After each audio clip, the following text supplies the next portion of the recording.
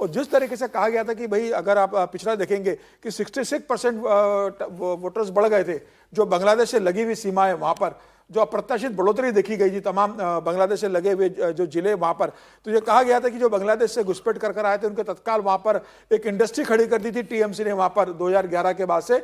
आप आइए कलकत्ता के अंदर, आपका आधार कार्ड, राशन कार्ड, आपके तमाम पहचान पत्र बनाए जाएंगे, आपको वोटर कार्ड बना दिया जाएगा और आपको टीएमसी का परमानेंट वोटर मान लिया जाएगा। तो जो ये उद्योग ममता बनर्जी ने 2011 से लेकर बंगाल के अंदर खड़ा किया है, जिसके दम पर ममता बनर्जी लगातार चुनाव जीत रही है, मुझे लग रहा है कि जब एसआईआर होगा तो उसमें निश्चित रूप से 3 से 4% का फर्क पड़ना तय है।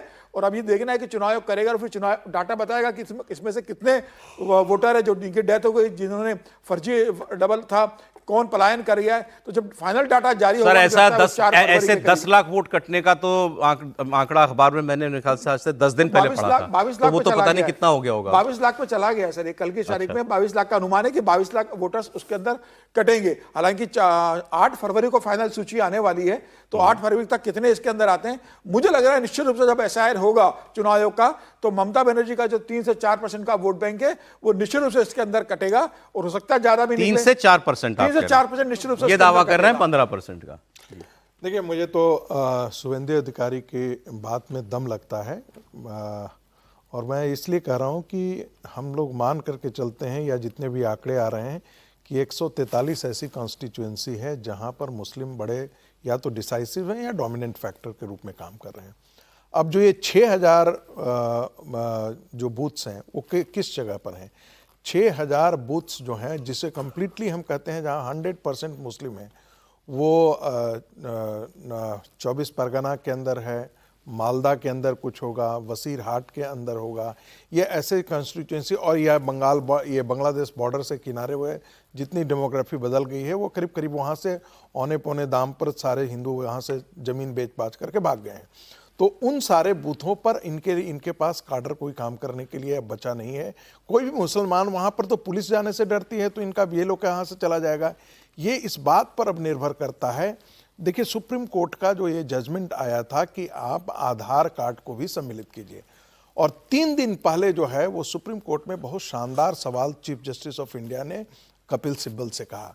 कपिल सिब्बल से चीफ जस्टिस ने पूछा कि आधार कार्ड तो सिटीजनशिप का प्रमाण पत्र नहीं है, कोई आधार कार्ड यदि ले लेता है यानी उसे बन गया है, तो क्या उसे वोट देने का अधिकार दे देना चाहिए? यदि वो घुसपैठिया है, घुसपैठिए को राशन के लिए, बाकी सुविधाओं के लिए उसको आधार कार्ड मिल गया, वो यूज कर रहा है, लेकिन क्या एक विदेशी नागरिक जिसने आधार कार्ड हासिल कर लिया है, क्या उसे भी वोट देने का अधिकार दिया जाना चाहिए?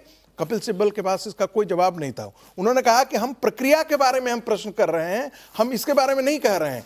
तो ये आने वाले दिनों में देखना पड़ेगा। और मुझे लगता है कि यदि चुनाव आयोग आधार कार्ड का भी एग्जामिनेशन करती है, और जो इसका प्रावधान है कि सुप्रीम कोर्ट ने भी अभी सुनवाई में कहा कि ये कोई पोस्ट ऑफिस थोड़े है।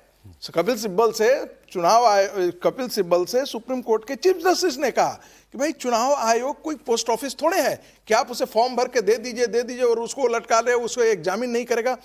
एक चीज उसका है, उसका एक क्लॉज है, और आप उस एसआईआर का यदि आप फॉर्म देखेंगे तो उसमें लिखा हुआ है, मैं ये प्रमाणित करता हूं कि मैं भारत का नागरिक हूं। अच्छा, एक बात बता दीजिए, तो ऐसी स्थिति में बस 10 सेकंड, ऐसी स्थिति में यदि चुनाव आयोग उन डॉक्यूमेंट्स का एग्जामिन करता है और एग्जामिन करने के बाद उसे कहीं शक होता है, तो हो सकता है कि वो ड्राफ्ट जो ला रहा है 8 फरवरी नहीं, उसमें वो क्वेश्चन मार्क के साथ। ये बात ठीक है, वो ऐसा नहीं है कि आधार दे दिया तो मानना ही पड़ेगा, वो आधार को एग्जामिन करेगा, उसकी वैधता जांचेगा। मैं ये पूछ रहा हूं, dead voter, duplicate voter, shift हो गया जो वोटर जो बिहार में ज्यादा पकड़ा गया, वो तो आप पकड़ लोगे क्योंकि आप हाउस टू हाउस वेरिफिकेशन करते हो, लेकिन जो घुसपैठिए वाली प्रॉब्लम बंगाल में ज्यादा है बिहार से, क्या वो आपको लगता है एसआईआर में एड्रेस हो पाएगी? एक बात बताएं, इस सवाल का उत्तर जो है वो अमित शाह जी ने पटना में बहुत अच्छे तरीके से कहा कि ये 42 लाख वोटर्स जो थे, उसमें से 42 लाख लोगों को दिया गया था, दोबारा उन्होंने अपना एप्लीकेशन फॉर्म लौटाया नहीं।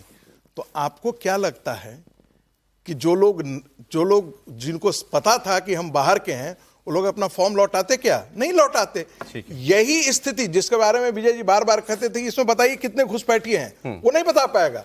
लेकिन महत्वपूर्ण सवाल है कि इसमें से जितना डिस्ट्रीब्यूट किया गया है फॉर्म, उसमें से कितना फॉर्म लौट करके आता है, चलिए, तो ठीक है, उस डेटा का इंतजार करते हैं। एग्जामिनेशन के बाद जो ड्राफ्ट है, उसमें अंतिम ड्राफ्ट में चुनाव आयोग कितने को देता है और कितने को नाम जारी करता है और कितने को शंका के आधार पर उसे फर्दर इन्वेस्टिगेशन। अरे मैं एक आपको लाइन में जोड़ देता हूं कि बिहार और बंगाल में ये फर्क है, बिहार में एनडीए की सरकार थी, अब बंगाल में तो ममता बनर्जी की सरकार है, तो वो किस तरीके से फॉर्म भरवाएगी, क्या करेगी, वो क्या करेगी, देखने अब ये वाली तो बात यही होगी। तो झगड़ा उनका इलेक्शन कमीशन से चल रहा है, तो इलेक्शन कमीशन ने तो उनसे कही दिया कि आप दबाव मत डालिए उनके ऊपर अनुचित काम करने का। ऑटोनोमस इलेक्शन कमीशन है, बंगाल में सरकार का इलेक्शन कमीशन है क्या? नहीं, वो विजय जी इस बात का नहीं है, जो बीएलओ को लेकर के है, ये बात तो अच्छी तरीके से अलग अलग जगह पर अलग व्यवस्था की हो केंद्र ने, कि बिहार में तो ऑटोनोमस इलेक्शन बॉडी काम करती है और बंगाल में इलेक्शन बॉडी नहीं, लेकिन एक जो बीजेपी की जितनी बातें हम सुन रहे हैं, अब ये हो सकता है कि अभी वो असल चुनावी मुद्दे वगैरह और वो एक बार ओपिनियन पोल भी होने शुरू होते हैं तो थोड़ा और ज्यादा पता चलता है।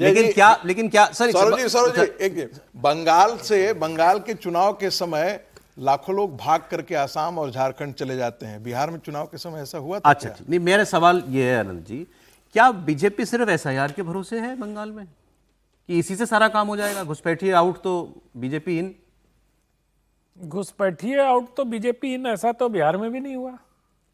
बिहार में पता ही नहीं चला कितने घुसपैठिए थे।